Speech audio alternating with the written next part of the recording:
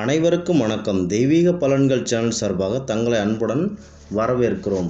இன்றைய காணொளியில் நாம் காண விரும்புவது நாகதோஷம் அல்லது சர்ப்பதோஷம், பெண்கள் சபனை பற்றி இந்த காணொளியில் விரிவாக பார்க்கலாம்.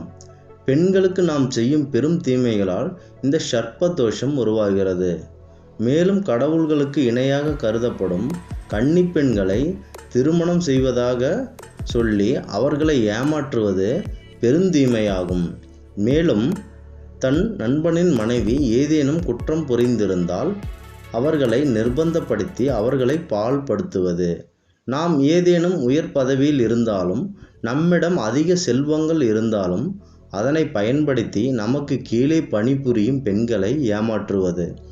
மேலும் காதல் தோல்வி அடைந்த பெண்கள், திருமணமாகி விதவி பெண்கள், வாழாமல் வீட்டில் இருக்கும் பெண்கள், இந்த பெண்களிடம் நான் நன்றாக வாழ வைப்பேன், தங்களை நன்றாக பார்த்து கொள்வேன், இது போன்ற பொய்களை கூறி அவர்களை ஏமாற்றி நடுத்தெருவில் விட்டு செல்வது. மேலும் தெருக்களில் மனநலம் பாதிக்கப்பட்ட பெண்களை துவம்சம் செய்வது. தன்னிடம் காதல் வசப்பட்டு நம்பி வரும் பெண்களை ஏமாற்றுவது. மேலும் கல்விக்கு செல்லும் சிறுமிகளை கெடுப்பது முதல் மற்றும் மனைவி இருக்கும் போதே இரண்டாவது மனைவியை திருமணம் செய்து கொண்டு வந்து அந்த பெண்களின் மனதை கொள்வது. இவையெல்லாம் சர்ப்ப தோஷத்தை உண்டாக்கும் காரணங்கள் ஆகும். இந்த சர்ப்ப தோஷத்தால் அந்த ஆண்கள் எவ்வாறு பாதிக்கப்படுகிறார்கள் என்று விரிவாக இந்த காணொளியில் காணலாம். திருமணம் செய்து கொண்டு வந்து சில மாதங்களிலேயே மனைவி கள்ள தொடர்பு வைத்து பலவிதமான அவமானத்தை இந்த ஆண்களுக்கு ஏற்படுத்துவார்கள். மேலும் சந்தோஷமாக இருக்கின்ற மனைவி இடத்தில் எதுக்கெடுத்தாலும் சண்டைகள் வந்து கொண்டே இருக்கும். கணவர் தன் மனைவியை சுகத்துக்கு தானே ஆள் தேடி வந்து தரும் நிலை ஏற்படும். தன்னுடைய தாய் சகோதரியிடம் மன ஒற்றுமை இருக்காது. கணவன் மனைவி இடத்தில் நல்ல மகிழ்ச்சியும் இருக்காது. அதே அளவு பிளவும் இருக்காது. இது போன்ற கடும் விளைவுகளை நாகசர்ப்ப தோஷம் ஏற்படுத்தும்.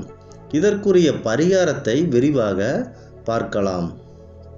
இந்நிலையில் நமது தெருக்களில் திருமணமாகாத நடுத்தர மற்றும் ஏழை குடும்பத்தில் உள்ள பெண்களுக்கு நம்மால் முடிந்தால் திருமணம் செய்து வைக்கலாம்.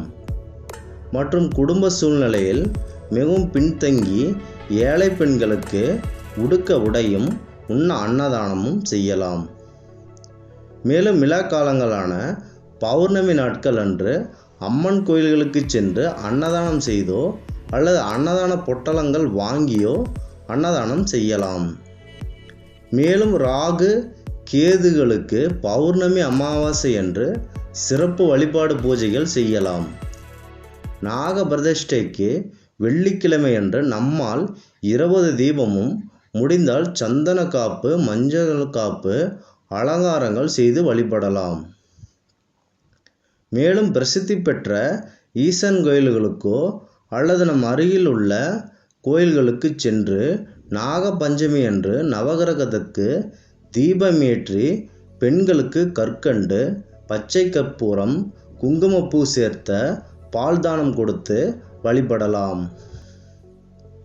மேலும் நமது அருகில் மனநலம் பாதிக்கப்பட்ட பெண்களுக்கு உரிய மருத்துவ செலவையும் நாம் ஏற்றுக்கொண்டு அதை செய்யலாம்.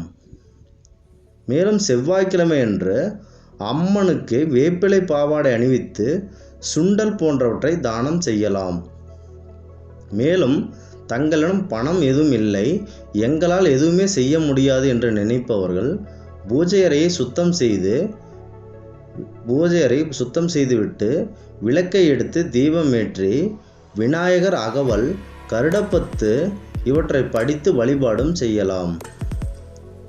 இவ்வாறு செய்து வழிபட நாகதோஷ சர்ப்பதோஷம் நிவர்த்தி அடையும். பொதுவாக நாகதோஷம் உள்ள ஆண்கள், அதாவது நாகதோஷம் இருக்கின்ற ஆண்களுக்கு நாகதோஷம் உள்ள பெண்களையே திருமணம் செய்து வைக்க வேண்டும். இவ்வாறு செய்தால் மட்டுமே அந்த வாழ்க்கை ஒரு வெற்றிகரமாக அமையும் என்பது சான்றோர்களின் வாக்கு. நாங்கள் கூறியுள்ள இந்த பரிகார முறைகளை பயன்படுத்தி வாழ்க்கையில் வளம் பெற தெய்வீக பலன்கள் சேனல் சார்பாக வாழ்த்துகிறோம். மீண்டும் நல்லதொரு காணொளியில் உங்களை சந்திக்கிறோம். நன்றி, வணக்கம்.